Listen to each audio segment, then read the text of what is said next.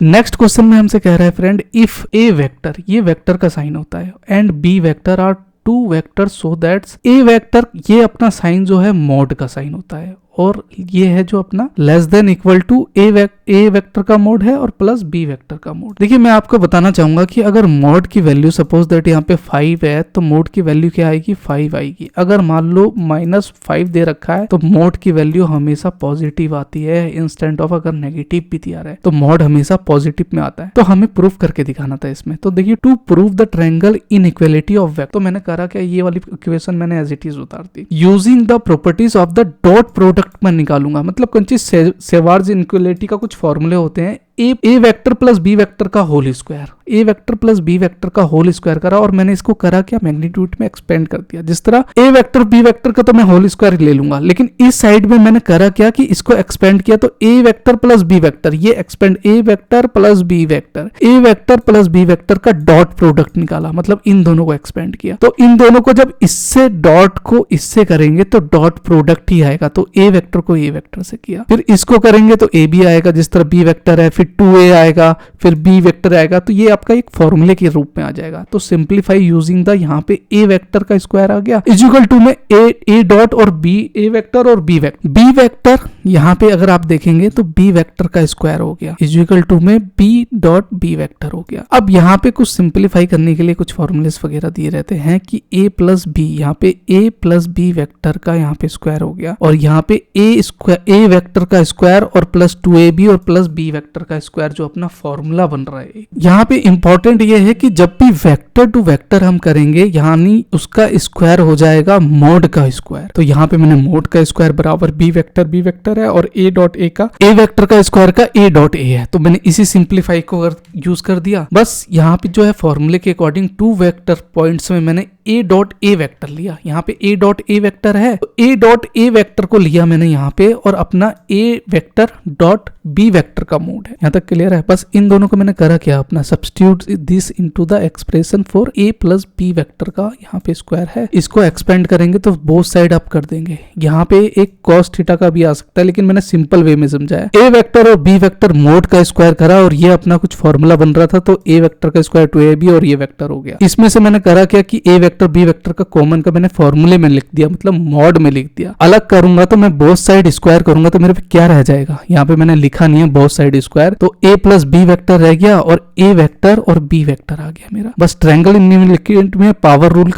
यही हमें प्रूफ करना था। यहाँ पे for vector is proven that A vector और बी वेक्टर इसके मॉड के बराबर इसके बराबर है। देखिए फ्रेंड 5a में हमसे कह रहा है कि सो दैट द लाइंस, यहाँ पे कुछ दिए गए हैं x-1 4 y-5 z+3, ये कुछ इक्वेशन दी गई है। तो यहाँ पे पैरामेट्रिक फॉर्मूले के हिसाब से मैंने पहली इक्वेशन यहाँ पे अभी देखिएगा कि मैंने एज इट इज उतार दी as respect of terms t के टाइम्स पे। यहाँ पे देखिए x y जब इन टर्म्स ऑफ t में, मतलब मैंने करा क्या कि इन सारे टर्म को एक t से डिनोट किया, t से। तो यहाँ पे अगर मैं t से डिनोट करूंगा तो यहाँ पे देखेंगे कि x अगर मैं ले लूंगा तो इधर जाके ये 5, और यहाँ पे अगर मैंने t ले लिया तो ये 4 इंटू टी हो गया। क्लियर है। अरे भाई मैंने करा क्या कि इसको जो है यहाँ पे ये x जो है सपोज दैट, तो x को मैंने तो यही रहने दिया। फिर मैंने करा क्या कि 5 को मैं इधर लेके चला गया और यहाँ पे मैंने t ले रखा था, तो 4 इंटू टी हो गया, तो प्लस में 4t आ गया। बस इसी टर्म में मतलब मैंने करा क्या कि t के फॉर्म में इसे मैंने अपना शो कर दिया इन टर्म्स ऑफ t। तो सारी इक्वेशन सिमिलरली मैंने y को इधर लिया, 7 प्लस 4t आ गया, z -3 -5t आ गया, जो इसी के अकॉर्डिंग है। सिमिलरली सेकंड लाइन को भी फिर मैंने इसी तरह xyz और इसी तरह शो कर दिया। सेकंड लाइन पे जो मैंने करा, सेकंड लाइन पे यहाँ पे मैंने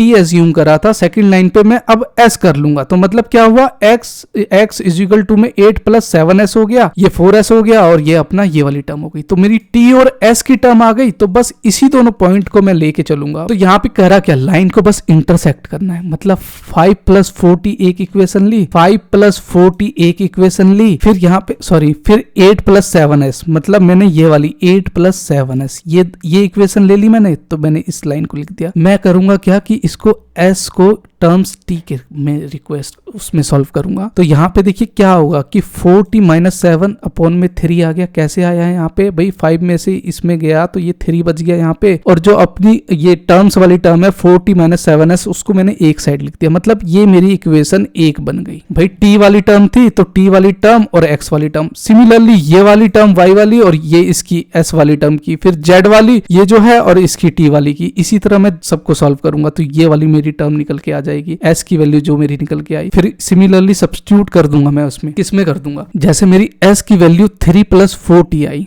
तो मैं फर्स्ट इक्वेशन क्या कह रहा है मेरा 4t माइनस 7s अपन 3 कह रहा है, s की जगह पे मैं ये वाली इक्वेशन अपनी पुट कर दूंगा जो मेरी निकल के आई है। ध्यान से देखिएगा, तो ये इक्वेशन मैंने s में पुट कर दी तो 40 7 से सारे इंटू होंगे तो 7 × 21 7 × 28 = 3 तो माइनस 24t/24 तो मेरी वैल्यू क्या निकल के आई 24 कट गया तो t जो है मेरा माइनस में आ गया, तो मेरी एक s की वैल्यू निकल के आई थी और एक t की निकल के आई थी। तो सब्स्टिट्यूट t - 1 इंटू 3 + 4t, मतलब अब t की वैल्यू में -1 पे पुट कर दूंगा तो मेरा -1 निकल के आएगा। बस मैंने करा क्या, verify this the value satisfy the third equation, कि मैं अगर थर्ड इक्वेशन में जो करूंगा पुट अपनी तो क्या वो सेटिस्फाई होगा। 5 + 3s है तो 5 + 3s में यहाँ पे अगर देखेंगे तो 5 है भाई, यहाँ पे अगर देखेंगे 5 + 3s है और यहाँ पे 5 + 3s की वैल्यू -1 है तो = 2 आ गई। सिमिलरली यहाँ पे जो मेरी वैल्यू निकल के आई थी -3 - 5 आया था तो यहाँ पे मैंने क्या करा -3 यहाँ पे -1 कर दिया तो ये 2 आया। तो ये दोनों जो इक्वेशन है, ये वाली इक्वेशन और ये वाली इक्वेशन क्या मेरी सेटिस्फाई कर रही है, हाँ डेफिनेटली कर रही है। तो बस वही हमें शो करना था, यहाँ पे इंटरसेक्ट हो रहा है तो इंटरसेक्ट मतलब दो लाइन आपस में इंटरसेक्ट कर रही है। वही फोर्थ स्टेप में भी करके देख लेंगे। तो फोर्थ स्टेप में यहाँ पे मैंने करा क्या, find the point of intersect substitute t - 1 into parametric में करा तो x प्लस यहाँ पे 4 - 1 क्या है यहाँ पे, हाँ तो फोर्थ स्टेप में मैंने x y और z, मतलब मेरी जो वैल्यू थी फोर्थ स्टेप में यहाँ पे ये देखेंगे तो x y और z 1 3 और 2 निकाल दिया। तो लाइन इंटरसेक्ट 1 3 2, अगर ये जो मैंने अपनी t की वैल्यू यहाँ पे जो बैठा दी है फ्रेंड, ये वाली वैल्यू ध्यान से देखिएगा, जो t की वैल्यू निकली थी मैंने इन पे बैठा दिए सारे पे -1 यही वाली वैल्यू आप खुद से करके देखिए। और ये वाली वैल्यू मतलब x की वैल्यू, y की वैल्यू, z की वैल्यू यहाँ पे सारे उतार दीजिए और जो आपकी s की वैल्यू आई है वो लिख दीजिए। देखना कि लाइन इंटरसेक्ट जरूर करेगी, मतलब 1 3 2 ही आएगा। अगर मैं गलत हूं तो नहीं आएगा, तो आप खुद से करके देखिएगा, ये वाली लाइन आपकी इंटरसेक्ट जरूर करेगी। तो वही है second equation, same value as the above, the line intersect 1 3 2 पे हमारा इंटरसेक्ट करेगा। ओके, तो आई होप कि ये वीडियो आपको पसंद आया होगा। अच्छा लगा तो लाइक करिएगा, कमेंट जरूर करिएगा फ्रेंड। मिलते हैं नेक्स्ट वीडियो में, तब तक के लिए बाय बाय।